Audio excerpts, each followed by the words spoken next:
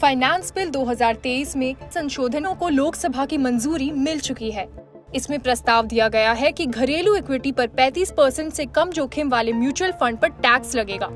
ऐसा इसीलिए क्योंकि शॉर्ट टर्म कैपिटल गेन्स का सीधा प्रभाव डेट फंड पर पड़ता है। इसके अलावा इंटरनेशनल फंड, गोल्ड फंड और यहाँ तक कि हाइब्रिड फंड जैसी कई अन्य कैटेगरी भी है जो इस प्रावधान के तहत कवर किए जाएंगे। हालांकि महत्वपूर्ण ये है कि इस कैटेगरी के दायरे से कौन सी कैटेगरीज बाहर रहेंगी। अब बात करते हैं कि कौन कौन से ऐसे फंड हैं जहां इनका असर कम पड़ेगा।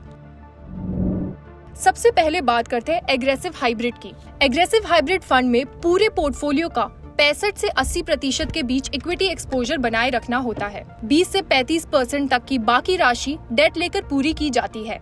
इसमें इक्विटी की तरफ झुकाव अधिक होता है और इसीलिए ये आसानी से नए संशोधन के दायरे से बाहर रह जाएंगे। इस कैटेगरी में आने वाले विभिन्न म्यूचुअल फंड्स पर नजर डालें तो पता चलता है कि इसका 70% या इससे भी ज्यादा हिस्सा इक्विटी में लगा होता है। इसलिए ये पहले से ही इक्विटी टैक्सेशन के दायरे में आते हैं। अब बात करते हैं बैलेंस्ड हाइब्रिड फंड की।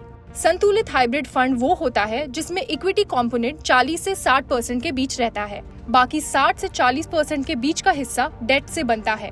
इस इक्विटी एक्सपोजर 35% के न्यूनतम हिस्से से ज्यादा होता है। इसके अलावा महत्वपूर्ण बात ये है कि महज कुछ स्कीम ही इस कैटेगरी में ऑपरेट हो रही है। इसके बाद नंबर आता है डायनामिक एसेट एलोकेशन या बैलेंस एडवांटेज फंड का। बैलेंस एडवांटेज फंड निवेशकों में बहुत लोकप्रिय है क्योंकि उन्हें इक्विटी और डेट की संरचना में बदलाव के बारे में बहुत चिंता करने की जरूरत नहीं पड़ती है। अधिकांश फंड इक्विटी के उच्च स्तर को बनाए रखने की प्रवृत्ति रखते हैं जो 50% से अधिक है। यहाँ तक कि जब कुछ फंड कैश कॉल लेते हैं तो इक्विटी की हिस्सेदारी 35% के स्तर से अधिक हो जाती है। इस वजह से ये फंड नए बदलाव के दायरे में नहीं रह जाएंगे। इसके बाद नंबर आता है मल्टी एसेट फंड का। मल्टी एसेट एलोकेशन फंड में सोना और वैकल्पिक एसेट के मिक्स के साथ साथ 2 से अधिक एसेट वर्ग का एक्सपोजर होता है। यहाँ इक्विटी का एक्सपोजर भी 50% से अधिक होता है और यही ये सुनिश्चित करता है कि इस फंड पर वास्तविक टैक्सेशन का असर नहीं होगा। ऐसे एसेट वर्ग में न्यूनतम 10% आवंटन की आवश्यकता होती है, लेकिन इसका इक्विटी स्तर पर कोई प्रभाव नहीं पड़ता है जो काफी अधिक होता है। इसके बाद बात करते हैं इक्विटी सेविंग फंड की। इक्विटी सेविंग फंड का बहुत छोटा हिस्सा डेट का होता है और 65 से अधिक फंड इक्विटी में लगा होता है। इससे ये कैटेगरी टैक्सेशन वाले इक्विटी फंड के दायरे में आती है और जाहिर है कि नए बदलावों का असर इस पर नहीं पड़ेगा।